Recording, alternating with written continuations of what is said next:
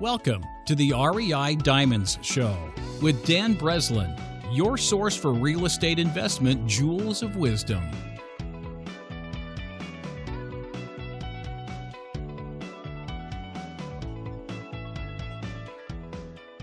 Welcome to the REI Diamond Show with Mark Walker on graduating from the rat race to multifamily investment deals.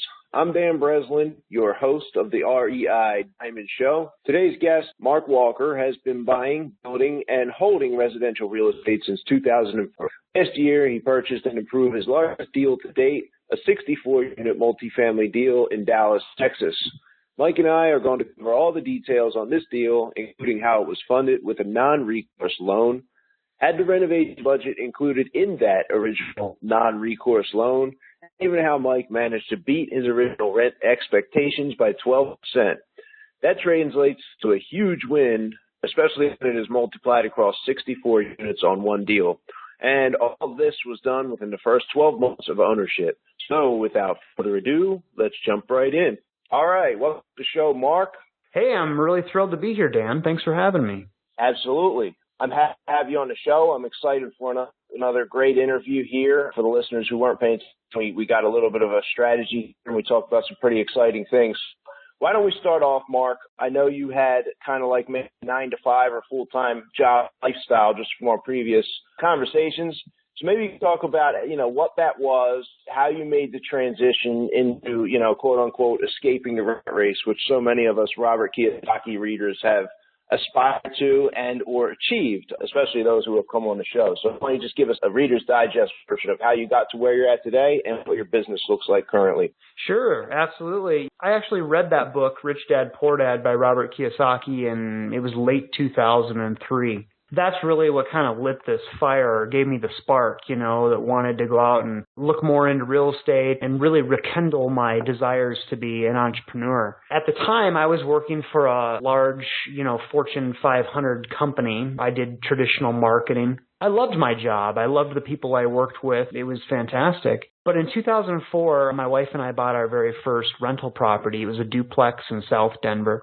The cash-on-cash return on that first deal was 36.5% in the first year, which frankly, I'll admit, is just outstanding. Part of why a return like that was so high was because back then you could get interest-only loans, on a rental property investment like that. You can't get those types of loans anymore, at least not that I'm aware of. That certainly played a role. Plus, we just bought smart as well. We found the right investment. Well, we owned that property for about a year or two, rented it out. We self-managed it, because we figured, hey, if we self-manage this, we'll learn some things along the way. That'll help us in the future if we want to, hire full-time management or professional management. It'll help us kind of interact with them and kind of have walked in their shoes. And Dan, you know what the number one thing that we learned during that process was? What was that? It was that we never want to property manage a property ever again. We we definitely wanted to do professional management going forward. So that was definitely a key takeaway from that very first investment. But I'll tell you that we ended up selling that property. Our original intent was to 1031 exchange into something else, but we ended up, for various reasons, sitting out the next few years. That turned out to be a blessing in disguise as well, because we all know what happened with the subprime crisis. We ended up missing, the crash and all of that stuff. So it was in about 2010 then that we started networking again and getting plugged in. I met a developer and we ended up doing a couple deals together in a real trendy part of Denver.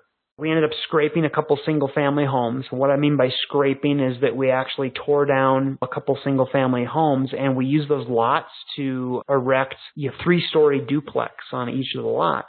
Like I mentioned, this was a real trendy part of Denver. It was getting a lot of investment at the time. And those deals went fantastic. We ended up building those. It took anywhere from 12 to 15 months from start to finish to literally have sold those duplexes off. And we sold off each side of the duplex. And so when the money started coming out from those investments, I knew that I really wanted to start building passive income again, creating mailbox money or monthly cash flow. And so that's when I started taking those gains and investing it into rental properties. And that was from about 2011 until about 2014 is when I bought all of my stuff in the Denver, Colorado market. And towards the end of 2013, I bought my very first smaller apartment complex. It was 12 units in Denver. The intent with that one was to hold it for 10 years, as that area just kind of continued to build itself out. But by the end of 2014, I was ready to leave the rat race or quit my corporate job. I had enough passive income where I could make that exit. And I'll tell you, for me, Dan, it was kind of a decision that I accelerated a little bit too, because I was starting to get a little frustrated working in a corporate job. And that was largely because I would look at how quickly I could make decisions for my own business with the help of like my property manager or my lender or my insurance agent. Things like that. And I could see how quickly fruit would begin to, bear as a result of those decisions. Well, you compare that to my corporate job, and it seemed like everyone in the company had the power to say no, but no one had the power to say yes.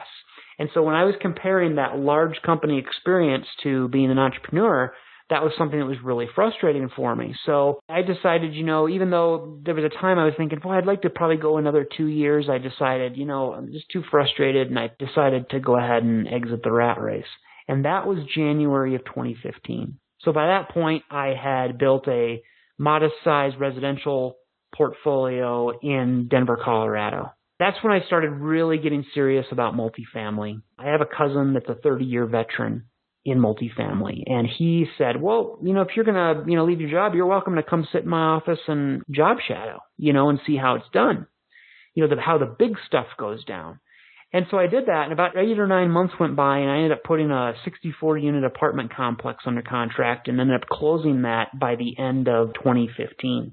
And then I spent a lot of last year renovating that property and repositioning it and raising the rents, doing things that could actually decrease the expenses, the operating expenses. And that's been an outstanding investment. And so that was kind of my launch into multifamily real estate right there. So my journey's been one of, after I got the spark from reading that book, I just gradually started doing smaller deals, just like playing the game cash flow. And then gradually just started doing larger and larger deals. And that's what's brought me to where I'm at today. Nice. So currently in your business, what has happened maybe in the last 2 or 3 months? What's your time like? What kind of deals are you putting together? What kind of challenges are you facing just recently since, I guess all of last year you did the 64 unit. I assume you didn't just sit back and stop, all right? Yeah, I know. I mean, I've been looking for additional deals here and there. I do have a small equity stake. I'm not the lead on a 96 unit, but I did end up taking a small equity stake in a 96 unit deal. But as far as, finding my next deal, the market's gotten really heated up lately. It's a lot more competitive. And one thing I've always done is I've always stuck to my acquisition criteria. I'm very fortunate in the sense that I don't have to have a deal.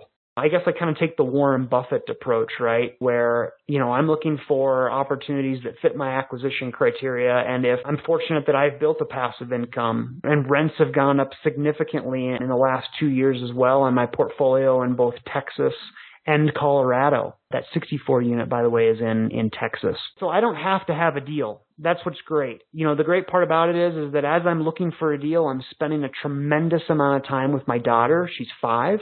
And my wife. We're a pretty close family, and I know this sounds awful, but I have enough passive income. I don't have to even get up in the morning if I don't want to. Now granted I do, right? I am looking for that next deal, and when I find it, I'm going to do it. But it is very competitive out there right now, so I'm just waiting for the right deal to find the right deal. And so the exit strategy with the 64 unit, is that going to be a long-term hold? Do you have a disposition date set up? Maybe we could pick apart some of the details of that. Yeah, absolutely. I tend to be a long-term hold type of guy, but one thing I have considered doing with that property, even if I do decide to hold it, would be doing a supplemental loan. So on the 64-unit deal, I was able to get agency debt on it. And so agency debt is basically offered by the common lenders are Fannie Mae and Freddie Mac. What's really attractive about these loans is that they're non-recourse loans. You go to a bank, typically those are going to be full recourse or partial recourse loans. where if something goes wrong with the investment or with the property, then that lender can have recourse on you as the individual. They can, come after you and your assets in order to make themselves whole. Well, with agency debt, with the exception of what we call bad boy carve out, which might be like things like fraud or something like that. With that obviously being, the exception, if anything goes wrong with the investment, there's no recourse on you. Now, getting those types of loans is very difficult. And so, if you aspire to be a multifamily investor, then there's things that you are going to have to demonstrate to a lender in order to be eligible for that type of financing. So I was able to get agency debt on it. But with agency debt, you also have the option of doing what's called a supplemental loan. It's kind of like getting a second mortgage or a home equity line of credit is what I might compare it to, right? Where you're able to, rather than, refinance the property, you're actually getting a second loan, on it that is supplemental to your first loan, and you're able to get some of your cash out. So that's definitely an option. The property is now stabilized. I've demonstrated that, I've raised rents over the last year at that property, and I've demonstrated a new T12 financial statement. So I've demonstrated that there's, what the new income and expenses of the property are. It would be relatively easy to go get a supplemental loan and take my initial cash investment out. Mark, is this debt long-term, or is this a 5-year refinance when you do this agency debt? When you do agency debt, the typical terms is you can usually get a 5-year term, a 7-year term, or a 10-year term. I've seen 12-year terms as well. I ended up doing a 10-year term. Now, the downside of agency debt, this is one of the things I talk about, that's actually, you might get more favorable terms by getting recourse, financing from like a local bank, but agency debt has pretty large prepay penalties. So if you want to pay off that loan early or refinance it within, 10 years, then you're going to pay a really large prepay penalty. So that's why typically when you do a supplemental loan, you're actually not taking out that first loan or refinancing it. You're actually just adding a second loan or a second lien onto the property. But it is possible. Large. It varies, but the best way I can describe it, they call it yield maintenance. And the best way I can describe yield maintenance is that, there's an investor that basically invests in your mortgage, right, that you're getting. That commercial loan is a liability to you, but that's an asset to somebody else, right? Somebody else has invested or put up the cash to fund that loan for you. When they do yield maintenance, that investor wants to get the same return that they would get in the 10-year term of that loan. So if you decide to, say, refinance the loan or pay them off in year 2, you've basically got to, the prepay penalty is going to be the same amount that they would have made on that investment as if, it carried out the full 10-year term. Does that make sense? Okay, yeah. So let's say you were going to pay, say, 5% interest on a loan for 10 years, and then it termed out after 10 years. If you pay that loan off after 2 years, it doesn't matter. You're still on the hook to pay them the same return that they would have made for the additional 8 years. And that's what the prepay penalty would be. I mean, in terms of a percentage of the loan, are we talking like 10, 50? What does it add up to? Because it's a little bit of a complex for me to do on a napkin, I think. Yeah, like I said, yield maintenance is different than just like a flat prepay penalty, right? But I'd say, it's not uncommon for this to be like 8-10% if you were to pay off the loan in the earlier years. And obviously, too, with yield maintenance, the going rate, today's rate plays an impact as well, right? So if rates actually go down, between when they gave you the loan and what it is today when you're looking to pay it off, then, the yield maintenance actually, your prepay penalty is actually higher because, they would have to reinvest their money in another loan and they're going to get a lower rate for that. So that's something that also gets factored into, that prepay penalty as well. Yield maintenance is very, very complicated. And this is one of the things that, like I said, I consider this one of the cons of doing non-recourse type financing. Agency debt is really a tool that you'd want to use once you have a property that, you plan on holding for a while, or it is more of a long-term, 5, 7, 10-year investment. So you talked about buying smart, Mark, and you also mentioned Warren Buffett's name. And I wrote an article a few years back on the investment philosophy of real estate investors and knowing why you're buying a particular asset in a particular market And you had also mentioned some things, buying a couple properties in the right place and rents increasing and things of that nature. So do you have an investment philosophy that you follow, a set of written rules that you would share with the listeners? Yeah, my general acquisition criteria is something that I stick to pretty consistently. I typically look for C-class properties that are located in B-class areas. And just to describe, too, for those listeners that may not know, when I talk about A-class, B-class, or C-class properties, those are typical ratings that we give to property types, right? An A-class property, in the simplest terms, is going to be like your Ritz-Carlton, right? It's going to be your newest brand new construction, it has all of the latest finishes. B-class property is maybe like 10 to 20-year-old construction property. And then C-class is going to be below that. Typically, C-class properties are rents to people that are looking for a more value living situation. They don't consider their living or their apartment as a luxury, like, say, someone that's renting an A-class type apartment. So it's like a grading scale. Same thing goes for areas. An A-class area is going to be like surrounded by, really nice retail and a really nice area, whereas a C-class area is going to be an area that maybe hasn't had some investment in a while, maybe has some older retailers and stuff like that operating in the area, or no retail at all. So I typically look for C-class properties, older vintage properties that are located in B-class areas.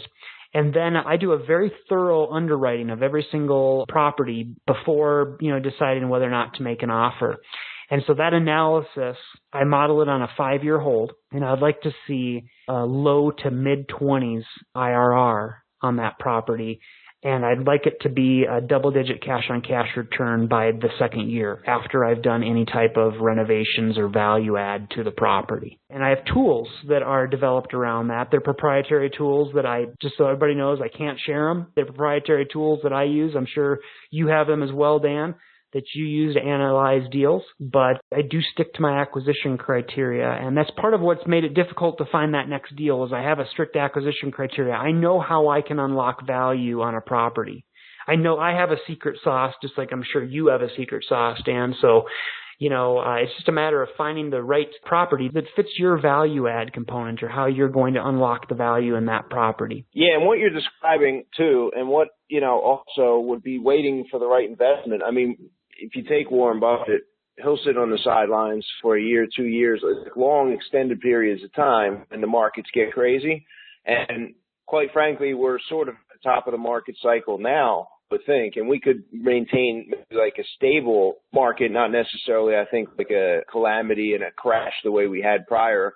Although that's not entirely ruled out, the market could definitely cool off, and it has in a lot of areas. I know that here in Chicago, where I'm sitting right now, Lincoln Park, I believe, is a $1.6 million average list price a year ago today, and I think it was like a 1.45 average list price now in today's current market. The article just come out this week. And that's an indication of about a 10% or more decrease in value on the high end. And if you just think about it, it's a supply and demand issue. I mean, we're talking about prices that have gone up as a result of the supply being constricted as a result of coming out of a real estate crash when developers had lost funding and had to cold stop clean across the board. So we had like a nuclear winter, if you will, new construction, and then, people going to rent. We saw the increases in the apartment complex. So we're certainly at a time in the market where things are frothy. And, it's a time of warning if people are to say, well, maybe this is just a new environment.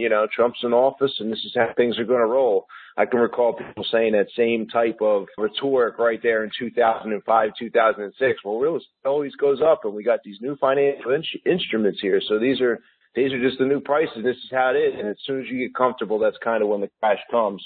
I completely agree with you, Dan, and that's one of the reasons, too, why I love what we call value-add deals. Deals that I can, maybe have low rents or they've been operated poorly. And one thing it's really important, I really want to drive this point home, is that, if you see a property, whether it be residential, multifamily, anything, and, someone's telling you that, oh, well, this is the market, the rates are well below market, you can acquire this property and raise the rents. Realize that anytime that's the case, you're going to have to invest money in order to unlock that value. So I love value add deals. When I analyze deals, I look for deals that, I can go in and I can invest capital to unlock the value of that property. And my objectives are really clear. I need to find ways to increase income and ways to decrease expenses. And, I have to base that on what's the comparables that are around that property. If the properties next door are renting for $100 more and they're a similar vintage property, then I have to ask myself why. Do they have new appliances? Do they have, renovated units? Did they upgrade the common areas? Did they add a playground or a dog park? And did they spruce up the landscaping? Things like that. If I can make my property like the property next door that's renting for $100 more, then I'll raise rents. So I build all of those assumptions into my analysis. Those are the types of deals that I love because I'm not counting on the market going up anymore.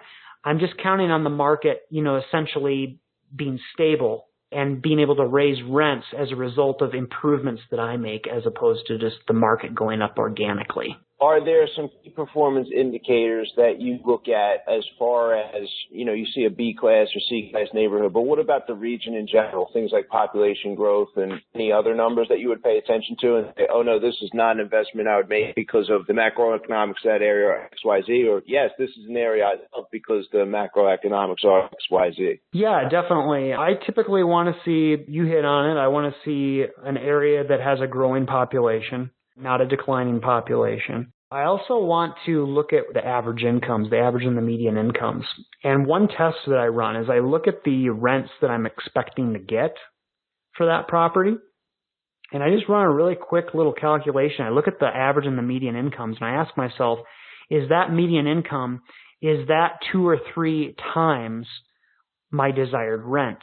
Because that's where you want to safely qualify a tenant to move into your property. Is you want them to have 2.5 to 3 times income of what you're asking in rent. Otherwise, they're not going to be able to afford the property. So I actually run that against what the average and the median income is for that area, just to make sure that I'm not way off in terms of what I'm assuming I can get after renovating a property. If I'm assuming that I'm going to get, $100 increase in rent by renovating units, if the population doesn't have enough income to support the $100 increase, well, then I'm in trouble, and that's where the comparables come in handy as well. I'll also go out and I'll actually visit the properties that are within a half mile or a mile radius of that one. And I'll look at what they've been renting for and what their occupancy is and stuff like that. And then, I'll ask themselves, well, what is it about that property that they have or are doing that justifies that higher rent?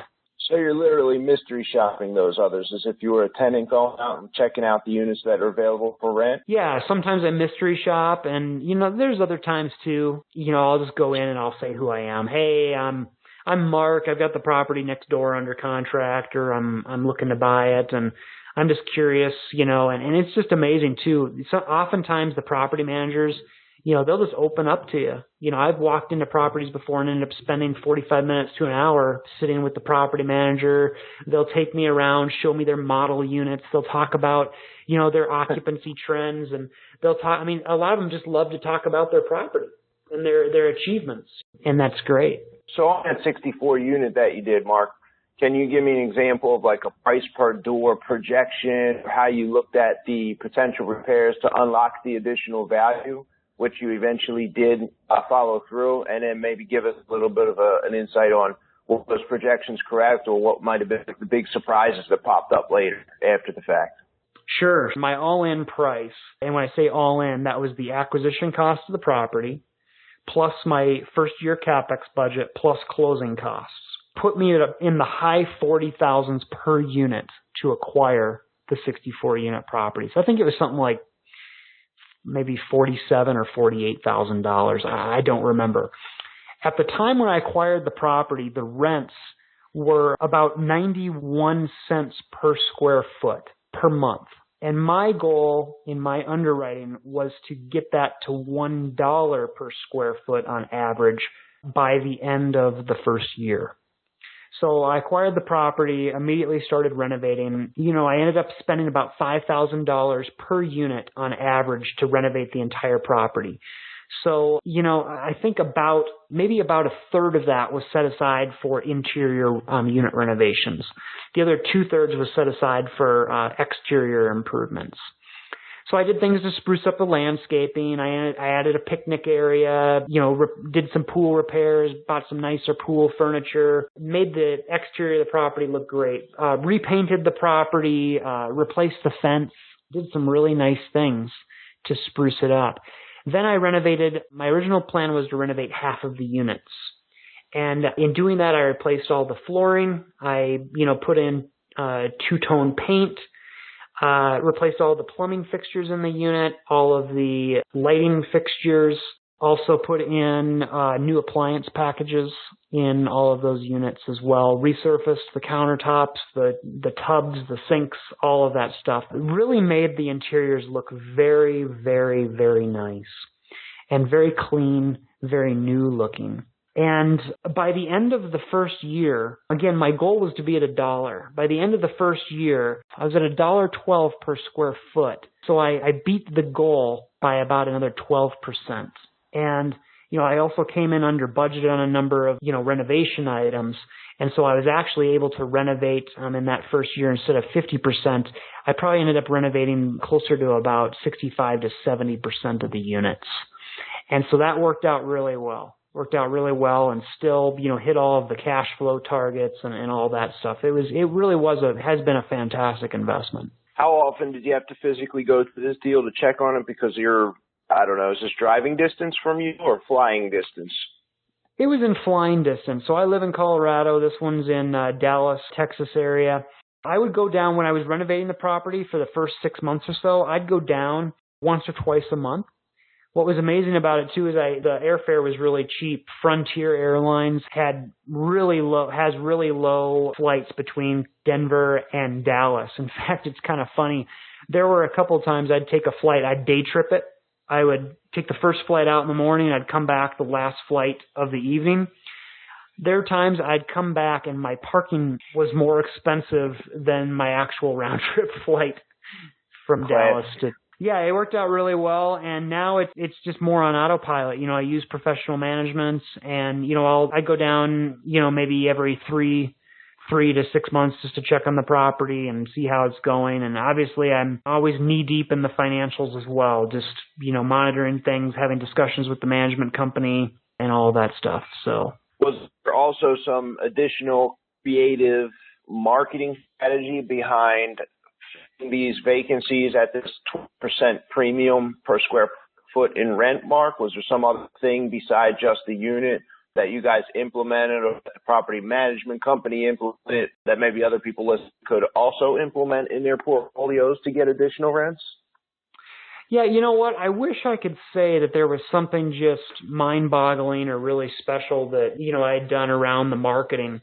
I think what was nice about this particular property is it literally backs right up to K through 12 private charter school. And it turns out, and I didn't even realize this until I was going through due diligence on the property, but it turns out that this charter school, anybody that lives within a certain radius of the school gets free tuition to attend there. So there's a lot of people that literally want to come live in my apartment community. Wow. Because they get free tuition for their kids at this private charter school. So that's been huge. Aside from that too, it's just a nice area. It's a good area of Dallas.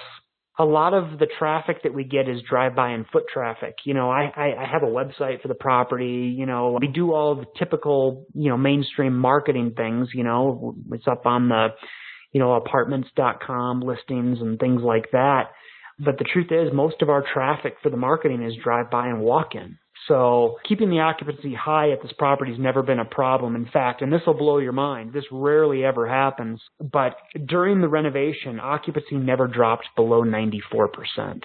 And that's a combination of just showing you just how great of an area it is.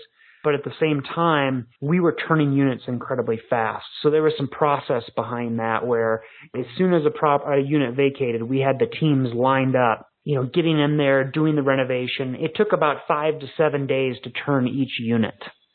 So we had that down to a science, getting in there and turning all of those units. And that played a huge role. But typically, I assume that occupancy is going to drop down to at least 85% during the renovation.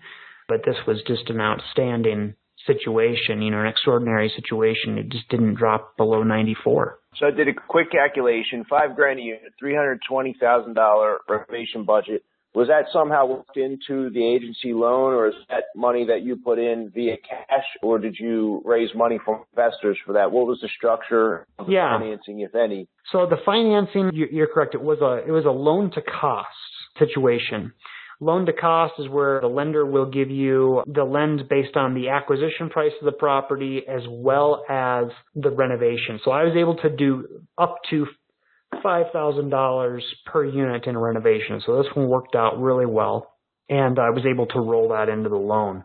So that was really advantageous because from a cash flow perspective, the property still produced cash flow, but, the majority of the CapEx investments came from the loan as opposed to the cash flow. Now, I will say, too, that the cash flow of the property was really strong. So that was that, as well as coming in under budget on a number of CapEx items. I was able to renovate more than, 50% of the units, and I was able to fund some of that as well through cash flow as well. It really did, exceed all expectations in the first year. I've been really pleased with this investment so far. That's why I love multifamily, but finding these types of deals is to be honest and frank, it's much, much harder right now. So we'll see what happens with the market, but in the meantime, I'm sticking to my acquisition criteria. So if we had some listeners right now who, a lot of investors start off in single family, start off with rental properties, and then work their way up, or certainly have aspirations to get to the 20-plus unit multifamily deals. And we hear these same stories over and over from people who found success in that area, just like you, where that economy of scale works in your favor and these things become investments that their owners quite fully love. Is there anything that those listeners could do to kind of get themselves ready or start to keep that as their target on the horizon mark, and suggestions you can make as far as that process? Yeah, definitely. There's really three pillars that if you aspire to do, larger apartment deals or any type of commercial deals, in the future, there's really three pillars that you kind of need to, have in the back of your mind, be aware of, and be building. These are the three things that a lender is going to care a lot about. When it comes to doing larger commercial deals or apartment deals like this, the lender's going to look to the property for the debt service. They want to make sure that property is going to produce enough income to pay for the loan. Now, that's very different than residential. In residential, the bank is actually going to look to you to provide the debt service. That's what they're going to use to underwrite it. But the commercial lender does care about three things as it relates to you. They want your net worth to be equal to or greater than the loan amount.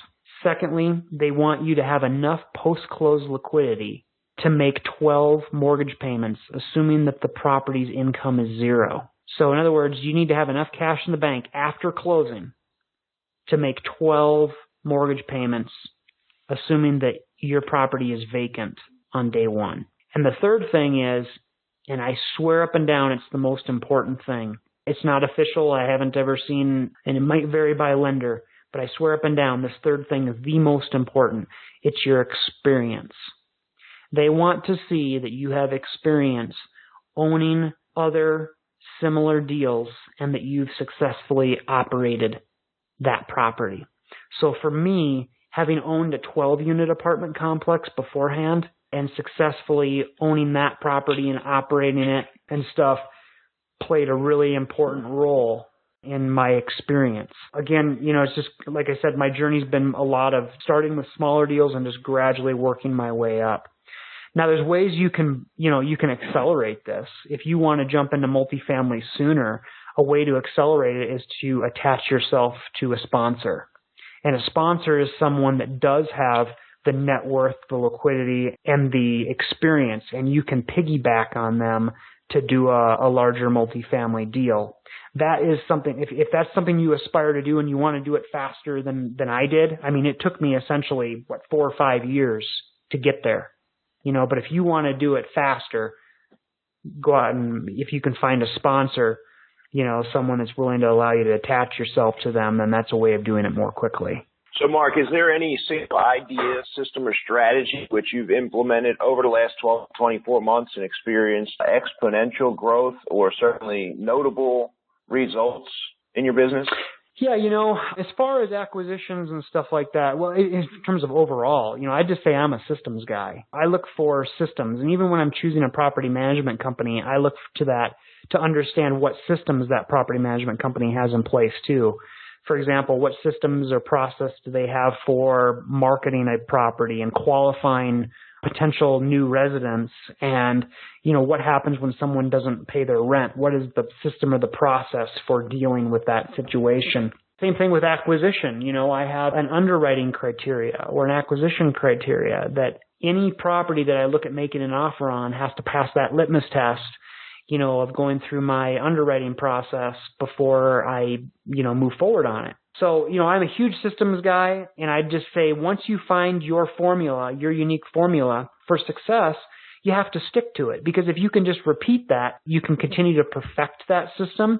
If you can just make it repeatable, then you have infinite possibilities in essentially your earning potential. So the same thing goes for when you acquire a property, and like I said earlier, my objectives are clear once I acquire a property. I need to increase the income and decrease the expenses. By doing that, I'm going to increase the net operating income. Net operating income is what determines the value of any commercial investment, right? Because that's how those types of properties are valued. It's based on the net operating income.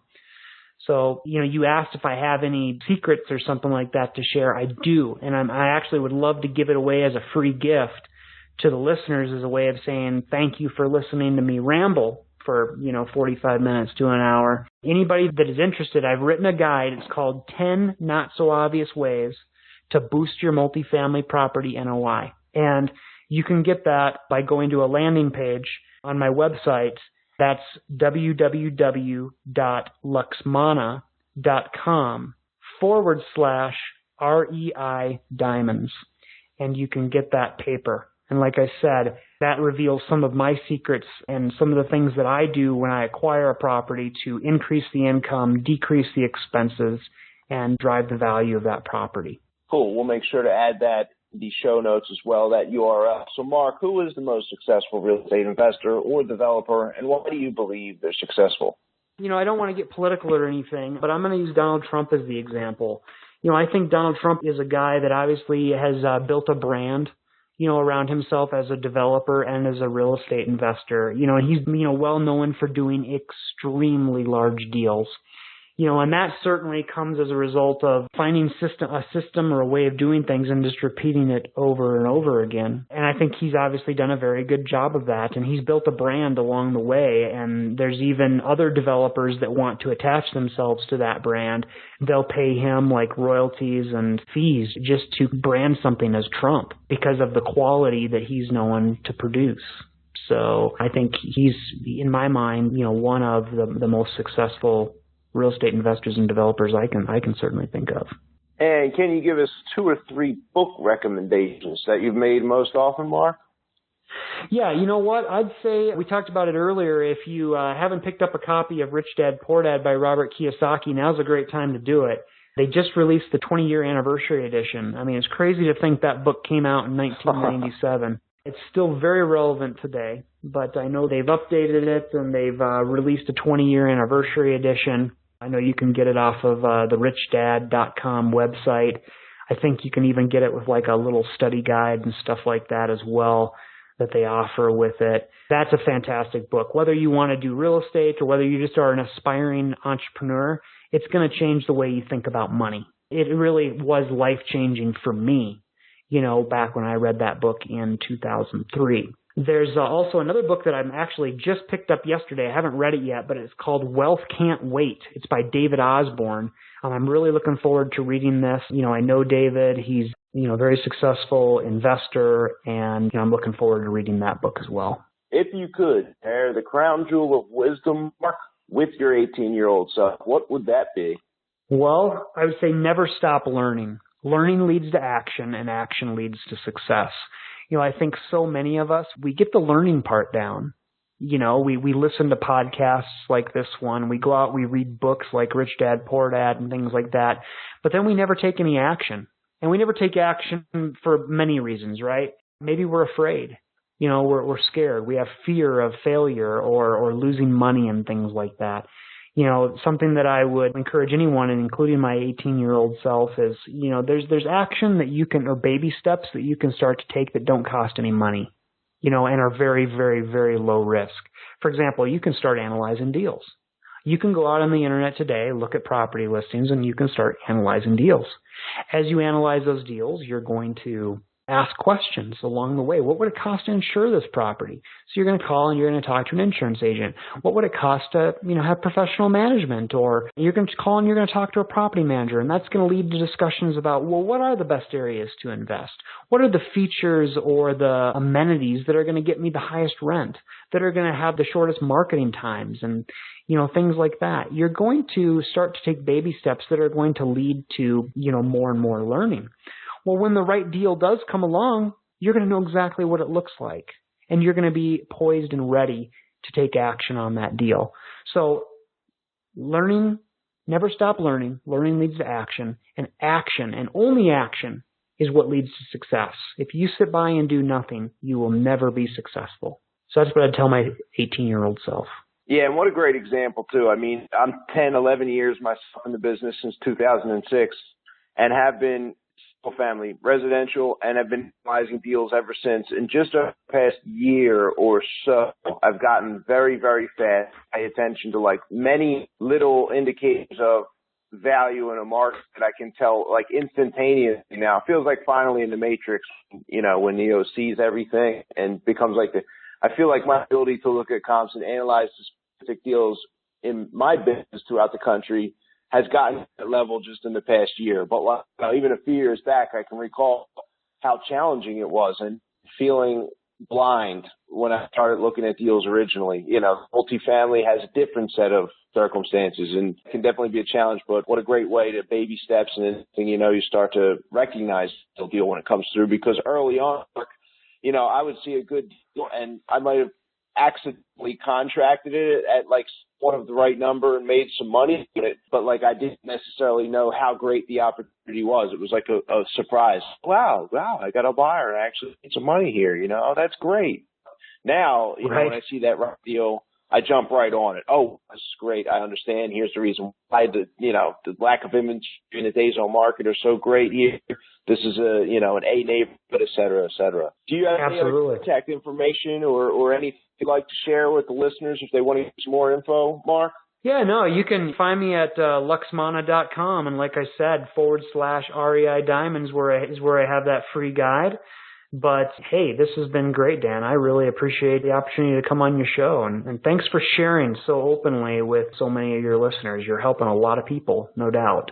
Absolutely. Hey, and thank you for coming on the show, Mark. Really appreciate you closing the door, blocking out the distractions. I'm sure even though you could sleep all day, that you wake up and you probably hustle just as hard as Elvis. And me and the listeners definitely appreciate you taking time out of the day to share with us. It's my pleasure. Thanks. Thank you for listening to this episode of the REI Diamond Show. Are you interested in receiving an email notification when I release the next episode? You can either sign up at www.reidiamonds.com and get a couple cool bonuses, or subscribe through one of the podcasting apps, including iTunes, Google Play, and Stitcher. If you are interested in either buying a deal from me or selling me a deal in one of the markets where I operate, you can visit www.reidiamonds.com and click link at the top of the page. I am currently looking for deals in the Philadelphia tri-state area, Baltimore, Maryland, D.C. market, the Chicagoland region, the Atlanta region, and the Tampa Bay area in Florida. Finally, do you know anybody else who might also enjoy this episode?